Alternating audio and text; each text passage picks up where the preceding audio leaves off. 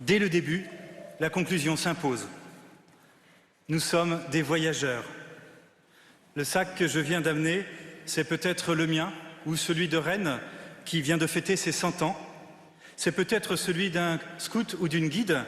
C'est peut-être celui de l'un d'entre nous, ici dans cette église ou devant sa télévision dans la cuisine ou dans sa chambre. Ce sac, c'est celui d'un voyageur. De fait, il y a tellement de verbes de mouvement dans ce petit passage d'évangile qu'on vient d'entendre. Partir, se mettre en route, prendre la route, se diriger vers. Jésus ferraille même contre l'immobilisme. Laisse les morts enterrer leurs morts. Ne regarde pas en arrière. Ces expressions rejoignent un des mots les plus essentiels de la Bible, suivre. On retrouve ce verbe suivre 90 fois dans le Nouveau Testament, et particulièrement ce matin, où tu iras, j'irai, dit le disciple un peu avant Sheila. Suis-moi, dit le Christ. Nous sommes des voyageurs, mais pas comme des touristes. Nous sommes des voyageurs à la suite du Christ. Suivre le Christ, ce n'est pas d'abord l'imiter. Ce n'est pas non plus enseigner une conduite, surtout pas d'ailleurs. On en est saoulé de la morale des autres. Suivre le Christ, c'est s'attacher à lui. Et ce faisant, suivre le Christ, il n'arrête pas d'en parler, c'est entrer dans le royaume de Dieu. Entrer dans le royaume de Dieu. Ça ressemble un peu à une expression toute faite de curé, n'est-ce pas? Allez, je tente 3 points pour essayer de parler de cette entrée dans le royaume de Dieu. Le style, la croix et la traversée. Entrer dans le royaume de Dieu, c'est un style pour chacun et chacune d'entre nous aujourd'hui.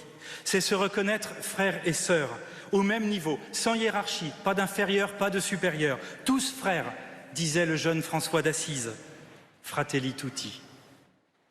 Comme le Christ, ce style, c'est être attentif à la vie de ceux qu'on rencontre et leur poser chaque fois la même question, toujours la même, celle que Jésus pose à Bartimée. Que veux-tu que je fasse pour toi? Ce devrait être l'unique question de tous les disciples engagés à la suite du Christ. Entrer dans le royaume de Dieu, c'est un style.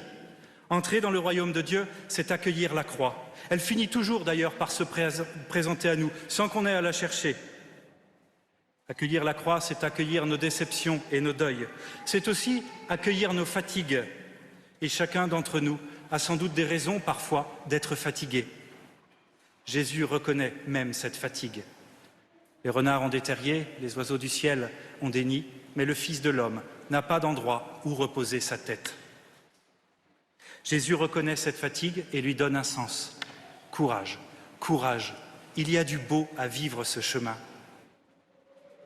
Robert Lamoureux l'a d'ailleurs mise en sketch, cette fatigue.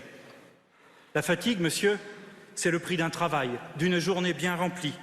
C'est la preuve qu'on marche avec la vie. Et ma fatigue, monsieur, c'est ma récompense.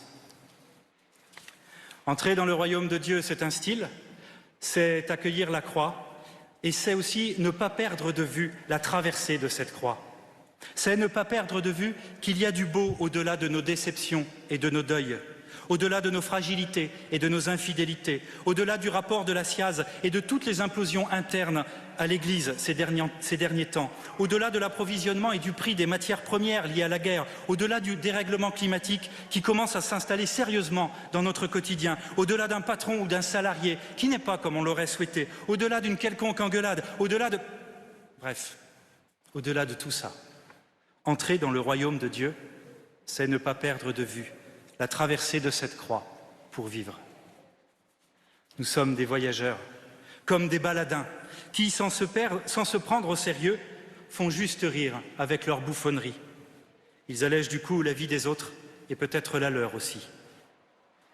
Et ce matin, la priorité donnée par le Christ est clairement la priorité donnée à l'annonce de ce royaume qui allège nos vies. La priorité à la mission, comme on dit dans le jargon de l'Église. Et la mission, c'est faire des kilomètres.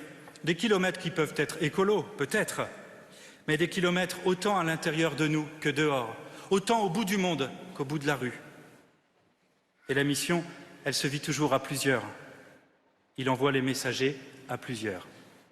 Alors, même seul dans sa chambre, nous sommes des voyageurs, ensemble, comme des disciples missionnaires, aime dire le vieux François de Rome.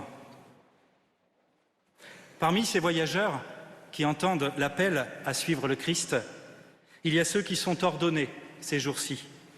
Et je pense ce matin à Antoine, qui a été ordonné diacre de la mission de France hier à Pontigny, dans la perspective d'une vie de prêtre.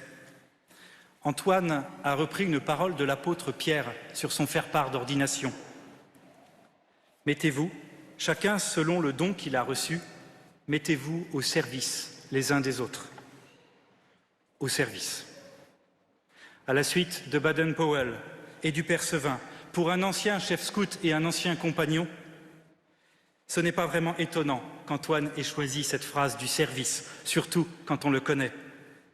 Le service est un style, c'est peut-être même le style pour suivre le Christ, sans oublier l'accueil de la croix et sans oublier la traversée de cette croix. Nous sommes des voyageurs. Pour vous les scouts, c'est bientôt le moment de partir en camp, sac sur le dos. C'est peut-être une belle occasion pour suivre le Christ et être heureux, après tout. C'est maintenant le temps pour tous, si on le veut, si on le souhaite, c'est maintenant le temps d'entrer dans le royaume de Dieu, à sa suite. Yallah.